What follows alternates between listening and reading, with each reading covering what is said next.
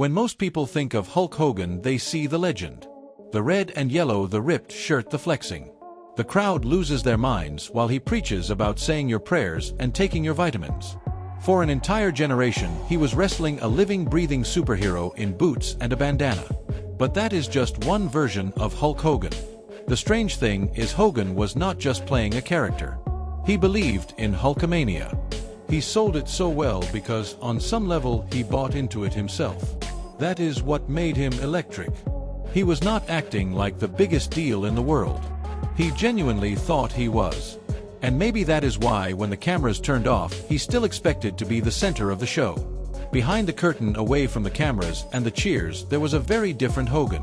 One that fans rarely saw but wrestlers never forgot. Most fans remember Hulk Hogan as the ultimate good guy with cheers and catchphrases, but not everyone who stood across from him saw a hero. In January 2025, Netflix threw a big party for the debut of Monday Night Raw on their platform. Lights, cameras, and legends everywhere. Out walks Hulk Hogan promoting his new American beer brand, expecting a hero's welcome. Instead, he gets booed loud and clear. This was not just internet backlash. This was years of resentment boiling over in real time.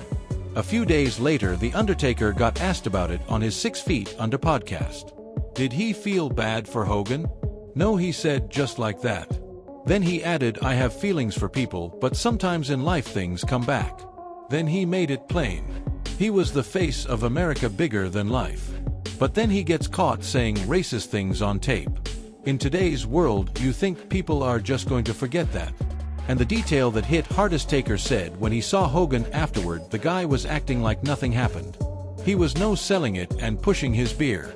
That word no selling hits are different coming from The Undertaker. It's wrestling lingo for pretending something did not happen. He did not have to say much more. You could tell whatever happened between those two never really got buried. And to understand why, you have to go all the way back to 1991. Survivor Series, November 27th. The Undertaker is still new to the WWE, just a year in, but that night he is booked to beat Hulk Hogan and win his first WWE title. Backstage right before the match, Hogan pulls Taker aside and tells him that his neck has been bothering him.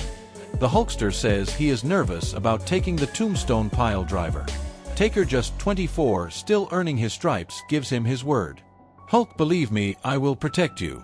I pride myself on not hurting people. The match starts. Ric Flair interferes. Taker delivers the tombstone. 1, 2, 3. The crowd is stunned and The Undertaker is the new champion. But the second Taker drops to his knees for the move, he hears Hogan whisper, "You got me, brother." And that is when the panic kicks in. Hogan is flat on the mat, playing it like he is seriously hurt. EMTs rush in. Hogan is telling people to call his wife. Total chaos. Taker is wrecked. The dead man thought he just ended Hulk Hogan's career, and understandably so, he also thought he might have ended his own because of it. He later recalled the moment, saying, "I was mortified. I thought I blew the biggest opportunity of my life." But within days, the truth started leaking out. Guys backstage started telling Taker, "We watched the tape. Hogan's head never touched the mat." Shane McMahon confirmed it too. So Taker confronts him and straight up asks him what happened. Hogan, ever so honest, says, "Well, brother, you had me so tight I could not move. That is what jammed my neck." No apology, no ownership. Taker saw right through it. At that point, I knew what he was all about. That moment never left him, because to Taker, Hogan had not just exaggerated. He had sold a fake injury, tanked Taker's credibility, and then doubled down on it. Not to protect the business, but to protect his spot. And that is what stings about this moment. It was not just that Hogan faked being hurt. He used Undertaker's professionalism against him. Taker was young, respectful, trying to do right by the business. Hogan saw that and played it. Which raises the question, did he do that because he felt threatened, or because that is just how he kept control? And over the years, that pattern kept repeating. Quiet stories, subtle moves, Hogan looking out for Hogan. So when people say, why do wrestlers resent Hulk Hogan? This story is the blueprint. Because behind the catchphrases and the brother talk was a guy who made sure the spotlight always landed on him, and when it did not, he would do whatever it took to get it back. By the early 2000s, Undertaker was the guy. He was the locker room leader, the one everyone respected. He had deep bonds with guys like Shawn Michaels, Steve Austin, Mick Foley, but he kept his distance from Hogan and he made no secret of it. I was never overly friendly. I would say hello. I would be respectful, but after that Tuesday in Texas, my radar was always up. That line says everything. A constant, quiet distrust. And in wrestling, that kind of silence is louder than words. Because The Undertaker was not about headlines. He was about respect, protecting your opponent, and doing business the right way, even if it meant working hurt. Hogan, on the other hand, only protected himself. He was the show, the name on the marquee. And when it came time to pass the torch, he tightened his grip. And that is why, even now, all these years later, The Undertaker still keeps Hogan at arm's length. This was not a one-time misunderstanding. It was a blueprint, a quiet warning about who Hogan really was. Because in locker rooms all across the country, Hogan was not the hero.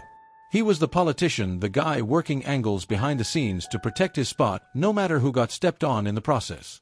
And that is why so many wrestlers, some legends in their own right, could not stand Hulk Hogan. Not out of jealousy, not because he was the top guy, but because of how he used that position to control the game from the shadows. Let's rewind to the 80s when Hulkamania was exploding. Vince McMahon is turning professional wrestling into a global empire, and Hogan is the face of it all. To his credit, he sold tickets like nobody else. But with that spotlight came power, and Hogan knew exactly how to use it.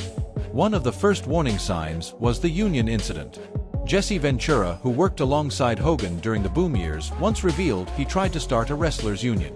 After doing Predator and joining the Screen Actors Guild, Ventura looked around and thought, hold on, wrestlers are destroying their bodies out here. No insurance, no retirement, no safety net. We need protection. So he started floating the idea, quietly feeling it out in the locker room, getting support. Then suddenly Vince McMahon calls him in, shuts it down, and kills the idea on the spot. Why?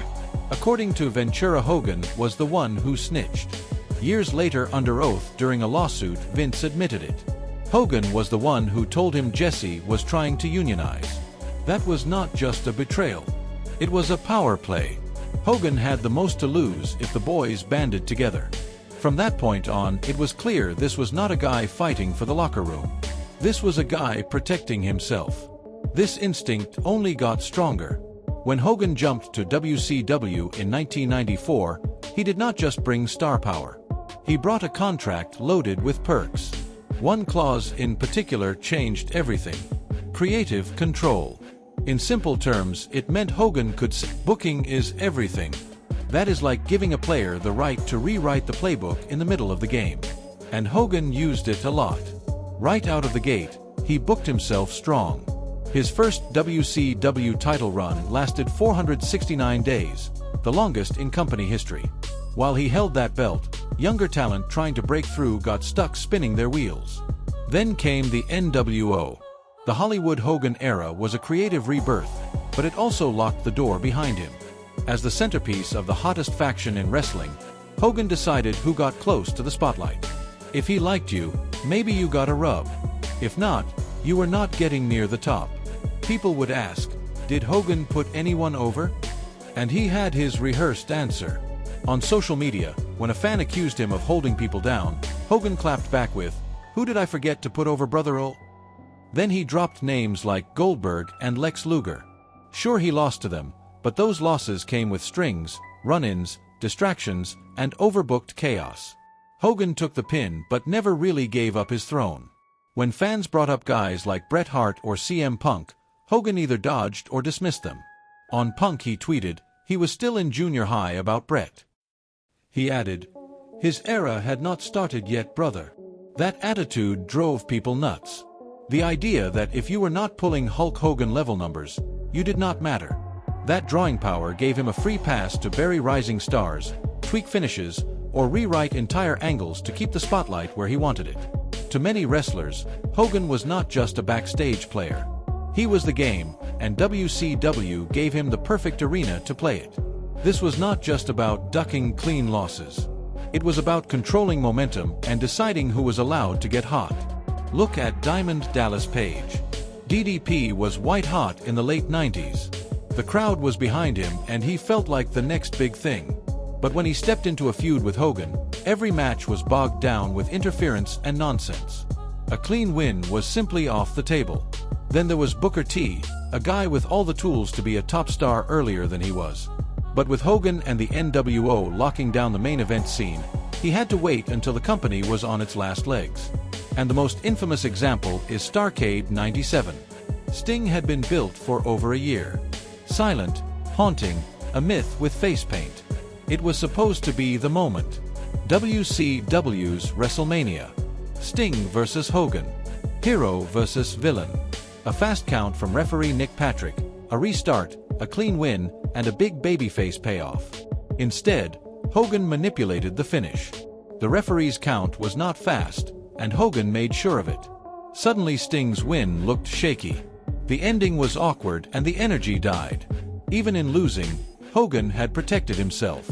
Then came Bash at the Beach 2000. Hogan refused to lose to Jeff Jarrett. Vince Russo, head writer at the time, sent Jarrett out to literally lay down. Hogan pinned him and walked out furious. Fans at home had no idea what was going on. Was it real? Was it scripted? The lines were completely blurred, but behind the curtain, it was 100% real. Russo came back out and cut a live promo trashing Hogan for holding WCW hostage. This was not a storyline. This was real, and it tore the company apart. Morale tanked and the locker room split. As usual, Hogan's name was at the center of it all. Years later, guys like Kevin Nash, Chris Jericho, and Bret Hart echoed the same thing. Hogan's need to protect himself hurt WCW far more than it helped. Hart once said, Hogan would not lose to anyone who was not already a made guy. He never built new stars. He just protected his spot. That thread runs through it all. Hogan did not just look out for himself.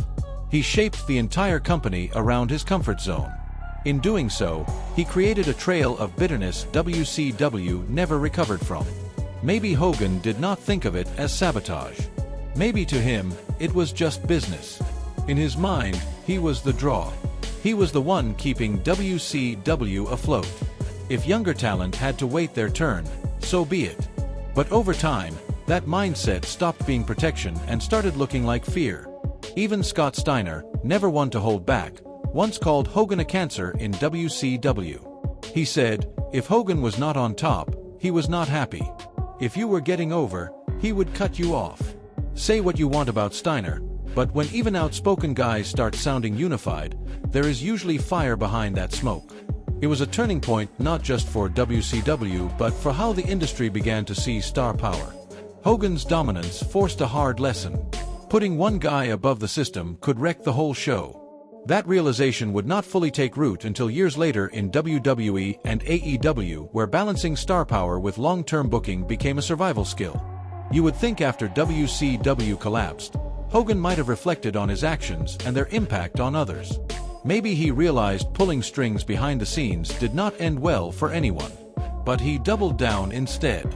In 2010, when Hogan and Eric Bischoff walked into TNA, the company was actually in a solid place. Guys like AJ Styles, Samoa Joe, and Christopher Daniels were building something fresh. The X Division was electric. The homegrown talent was finally shining. Fans had a reason to believe in TNA's future. Then Hogan showed up like it was still 1997. Almost overnight, TNA started feeling like WCW light. Hogan brought in his old crew, Scott Hall, Kevin Nash, and the Nasty Boys, guys long past their primes. The younger talent who built the brand was pushed aside. Even the six-sided ring, one of TNA's signature features, was scrapped. Why? Because Hogan did not like it. For newer fans and guys like AJ Styles, that ring was not just a gimmick. It gave TNA a unique identity. Faster pace, more angles, a different kind of wrestling. And just like that, it was gone. The stories shifted. The spotlight moved. Suddenly, it was not about